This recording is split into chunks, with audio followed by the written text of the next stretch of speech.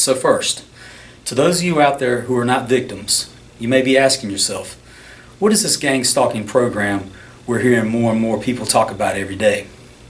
What this is a post-2000 COINTELPRO. COINTELPRO, which existed from 1956 to 1971, is America's version of the old Stasi program. Now, this is a program driven by hate, plain and simple. It is methodically designed to psychologically attack the targeted individual in every facet.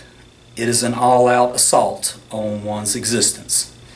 These attacks are personal in nature, and they are designed to attack the targeted individual while he occupies the same environment with the non-victim simultaneously. This program is methodical in design and is executed to near perfection. Now, you may be asking yourself, well, how is this gang stalking possible, and how is this community harassment taking place and we can't see it? We're not aware that it's happening. Well, two major factors are involved. One is the methodology that drives the program, and two are the street level perpetrators who commit these crimes, which we'll be coming back to later on in this video. So first, the methodology that drives this program is very clever in design. It is engineered to attack the victim while he occupies the same environment as the non-victim. Now, let's talk about how this program is managed and how one becomes a victim.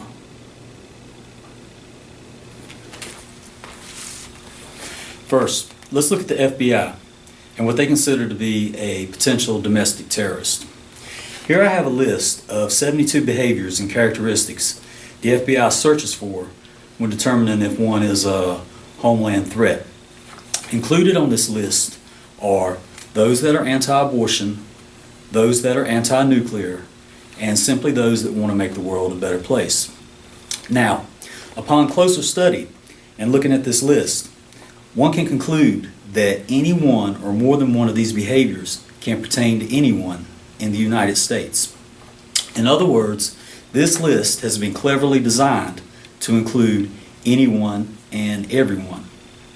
Anyone could be labeled a homeland threat. Now, fusion centers is where information is compared and processed that is harvested from emails, from phone conversations, from medical records, and from purchase histories. The CIA, DHS, and FBI compare, dissect, and fuse. The real problem, however, lies in the ease of manipulation. This is where the problem originates, and the abuse of the agenda for the search for homeland threats is exploited. This article I have here from the Examiner dates back to September 2011. It's one of the better articles I've read describing this injustice. And I'd like to share a few key points with you. Number one, FBI documents obtained by human rights groups show 8,000 American targeted individuals are being secretly persecuted because their names are on a strictly confidential government watch list. Now, this article dates back to 2011. I think 100,000 is probably a more realistic number. Number two, this document includes a notice issued December 21st, 2010 to field officers from counterterrorism that states in capital letters, do not advise the subject that they may be on a terrorist watch list. Number three, ever made someone angry? A person who agrees with the American way of revenge, such as calling your name into the local fusion center? Ever jilted a lover? According to those protecting the fatherland, these situations are sufficient enough to be targeted and kept on a watch list no matter what.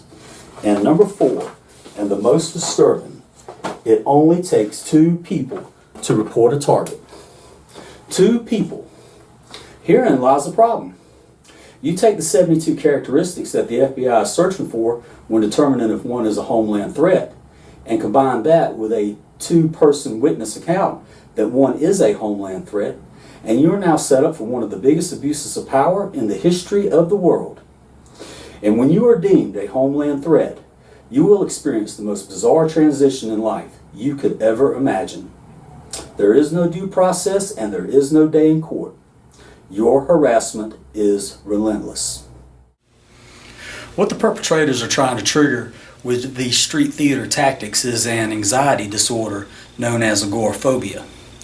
Agoraphobia is an anxiety disorder that is characterized by anxiety when the sufferer perceives his environment to be dangerous, uncomfortable, or unsafe. Now, this leads to dissociation, which leads to the targeted individual's isolation.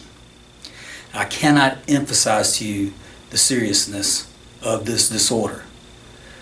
Now, the perpetrators are gunning for the victim's total mental collapse with these tactics and with this disorder. They are trying to make you do something you normally would not do. And they'll do anything and everything to make this reality. The inmates are running the asylum, so to speak. Now, while the methodology of this program is very clever, this system does have two significant flaws, and they are major. One is exposure by video camera, and the second is the mental incapacity of the street level perpetrator. Let's face it, people, these guys are no mental giants. They have succumbed to mind control. They have already sold themselves out, so to speak. Let me reemphasize, this has got to be one of the biggest abuses of power in the history of the world. And for those of you in the public sector who are not victims, and those of you who are skeptics, I hope I've given you some things to strongly think about and consider. Not target it today, target it tomorrow.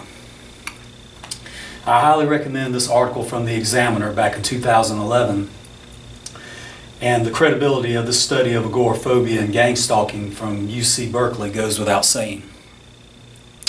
You can contact me with comments. My email is attached.